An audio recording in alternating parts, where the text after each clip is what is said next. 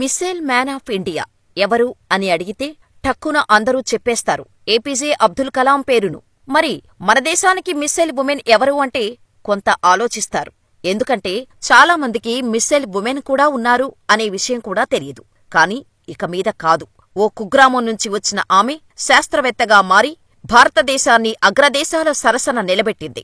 భారత్ పేరు చెబితే శత్రుదేశాల వెన్నులో వణుకు పుట్టేలా చేసింది. ఆమె defence research and development organisation senior శాస్త్రవేత్త డాక్టర్ టెస్సీ థామస్. అమ్మాయిని బడికి పంపించడమే చాలా ఎక్కువ. అటువంటిది పై చదువులకు బయట ఊరికి పంపించాలా అని అడిగే కుగ్రామం నుంచి వచ్చింది డాక్టర్ టెస్సీ థామస్. 1963 ఏప్రిల్లో కేరళలోని తంతంపల్లిలో పుట్టారు టెస్సీ థామస్. సాధారణ మధ్యతరగతి కుటుంబంలో పుట్టిన టెస్సీకి చిన్నప్పటినుంచే ప్రశ్నించే తత్వం ఉండేది. అది అలా చేయకూడదు, ఇలాగే చెయ్యాలి అని ఎవరైనా ఏదైనా పని చెబితే ఎప్పుడూ ఒక రకంగానే చెయ్యకూడదు, ఔట్ ఆఫ్ ది బాక్స్ ఆలోచించాలి, అప్పుడే పనిని ఇంకా సింపుల్ చేయవచ్చు అంటూ చెప్పేది టెస్సీ. ఆ out of the box thinking నేచరే టెస్సీని సైన్స్ అండ్ టెక్నాలజీ వైపు వెళ్లేలా చేసింది. ఇక తుంబా ఈక్వటోరియల్ రాకెట్ లాంచింగ్ స్టేషన్కు దగ్గర్లోనే పెరిగిన టెస్సీ తాను కూడా ఎప్పటికైనా అలా రాకెట్లపై పరిశోధనలు చేయాలని చిన్నప్పుడే గట్టిగా నిర్ణయించుకుంది. చిన్నతనం నుంచే చదువులో ముందుండే Tessy saint Michael higher secondary స్కూల్లోనూ, saint Joseph girls higher secondary స్కూల్లోనూ తన స్కూలింగ్ ని పూర్తి చేసింది. ఆ తర్వాత అలప్ ముంజాలో ఇంటర్ కంప్లీట్ చేశారు. ఇంజనీరింగ్ చదువుతానని చెప్పగానే ఆడపిల్ల ఇంతకంటే ఎక్కువ చదవటం దేనికి, పెళ్లి చేసి పంపించేయండి అంటూ బంధువులు ఉచిత సలహాలు ఇచ్చారు. మన కుటుంబంలోని ఆడపిల్లలు ఇంతవరకు చదవటమే గొప్ప, పెళ్లయ్యాక నీకు పుట్టబోయే పిల్లలకు ఏబీసీడీలు నేర్పించేంత చదువుంటే చాలు అని టెస్సీని అన్నారు. కాని టెస్సీ మాత్రం పట్టుబట్టి మరీ తండ్రిని ఒప్పించి ఎంసెట్ ఎంట్రన్స్ టెస్టు రాసింది. అలా కాలికట్లోని త్రిచూర్ ఇంజనీరింగ్ కాలేజీలో సీట్ రాగానే అక్కడకు వెళ్లిపోయారు టెస్సీ. ఇంజనీరింగ్ క్లాసెస్ అయిపోయాక లైబ్రరీలో కూర్చొని పుస్తకాల పురుగులా మారిపోయేది. సైన్సుపై టెస్సీకి ఉన్న ఇంట్రెస్టును చూసిన అక్కడి ప్రొఫెసర్స్ ఆమెను ఎంకరేజ్ చేయటంతో పాటు ఎంటెక్ చేయమని సలహా ఇచ్చారు. అలా పూణేలోని డిఫెన్స్ ఇన్స్టిట్యూట్ ఆఫ్ అడ్వాన్స్డ్ టెక్నాలజీస్లో గైడెడ్ మిస్సైల్ టెక్నాలజీలో ఎంటెక్ పూర్తి చేశారు టెస్సీ. అలా ఘన ఇంధన వ్యవస్థలో పరిశోధనలు చేసి ప్రొఫెషనల్గా మారారు. పూణేలోని డిఫెన్స్ ఇన్స్టిట్యూట్లో చేరే వరకు రక్షణ రంగంలోకి వెళ్లాలన్న ఆలోచనే లేదు టెస్సీకి. బీటెక్ అయ్యాక సివిల్స్ రాసి ఐఏఎస్ అవ్వాలని అనుకుంది టెస్సీ. కాని డీఆర్డీఓలో గైడెడ్ మిస్సైల్ టెక్నాలజీ కోర్సును ప్రవేశపెట్టడంతో టెస్సీ రాత మారిపోయింది.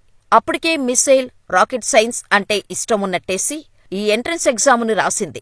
అలా డీఆర్డీఓ సెలెక్ట్ చేసిన 10 మందిలో ఒకరిగా ఎంపికైంది టెస్సీ. ఇక ఎంటెక్ కంప్లీట్ అయ్యాక 1 ఇయర్ పాటు లెక్చరర్గా పనిచేశారు. ఎంపికైంది టెస్సీ.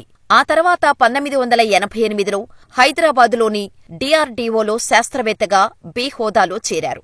ఇక అప్పటినుంచి డీఆర్డీఓలో డాక్టర్ టెస్సీ థామస్ చేసిన పరిశోధనలు ప్రముఖ క్షిపణి శాస్త్రవేత్త ఏపీజే అబ్దుల్ కలాం వరకు వెళ్లాయి. ఆమె పరిశోధనలకు ఇంప్రెస్ అయిన ఆయన టెస్సీని భారత ప్రతిష్టాత్మక ప్రాజెక్ట్ అయిన అగ్ని ప్రాజెక్టులోకి తీసుకోవాలని అనుకున్నారు.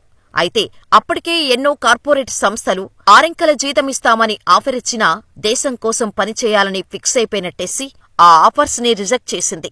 అలా డీఆర్డీఓకే పరిమితమైపోయింది. ఇక అగ్ని క్షిపణి ప్రాజెక్టులోకి ఏపీజే అబ్దుల్ కలాం తీసుకోగానే భారత క్షిపణుల రంగంలో అడుగుపెట్టిన మొట్టమొదటి మహిళగా టెస్సీ రికార్డు సృష్టించారు. అగ్ని ప్రాజెక్టులో చేరిన టెస్సీ కలాం నుంచి ఎన్నో మెళకువలు నేర్చుకున్నారు.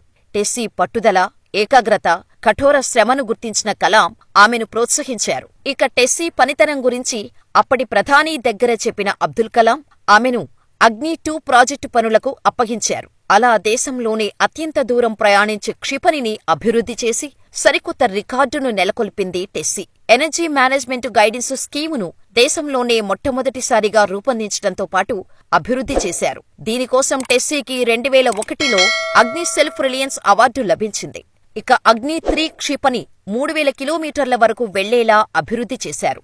ఈ ప్రాజెక్టులో టెస్సీ ప్రధాన పాత్ర పోషించారు.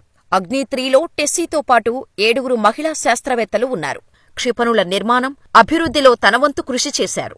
అగ్ని-3 ప్రాజెక్టు మొదలుపెట్టిన తర్వాత శాస్త్రవేత్తగా ఎఫ్ హోదాకు చేరుకున్నారు టెస్సీ. దేశవ్యాప్తంగా ఉన్న డీఆర్డీఓ ప్రయోగశాలల్లో దాదాపు 200 మంది మహిళలు ఉండగా ఈమె పనిచేస్తున్న ఎస్ఎస్ఎల్లోనే 20 మంది వరకు ఉన్నారు.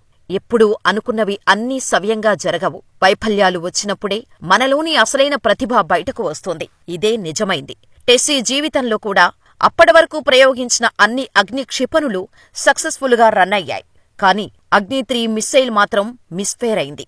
ఒడిశాలోని వీలర్స్ ఐలాండ్ నుంచి ప్రయోగించిన ఈ మిస్సైల్ రెండుగా విడిపోయి కేవలం 2000 కిలోమీటర్లలోనే బంగాళాఖాతంలో పడిపోయింది.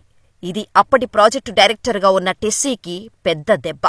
దీంతో ఫెయిల్యూర్కి గల కారణాలు ఏంటో కొన్ని నెలలపాటు కూర్చొని ప్రాజెక్టు డిజైన్లపైన, తయారీపైన పరిశోధనలు చేశారు టెస్సీ.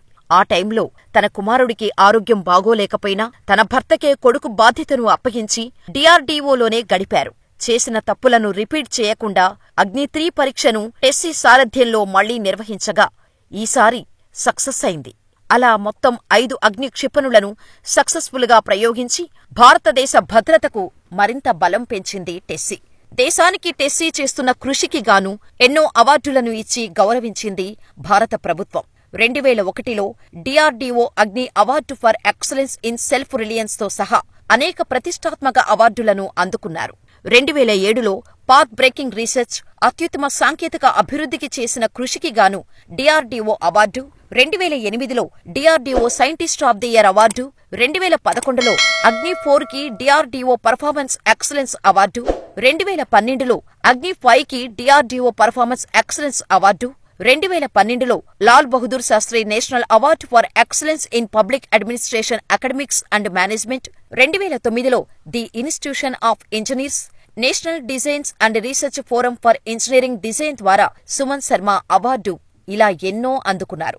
ఒంటి చేత్తో ఇంత ఘనత సాధించిన టెస్సీ థామస్ ఎంతో నిరాడంబరంగా చీరకట్టు, బొట్టులో భారతీయత ఉట్టిపడేలా హుందాగా కనిపిస్తారు ఈ భారత మిస్సైల్ మహిళ.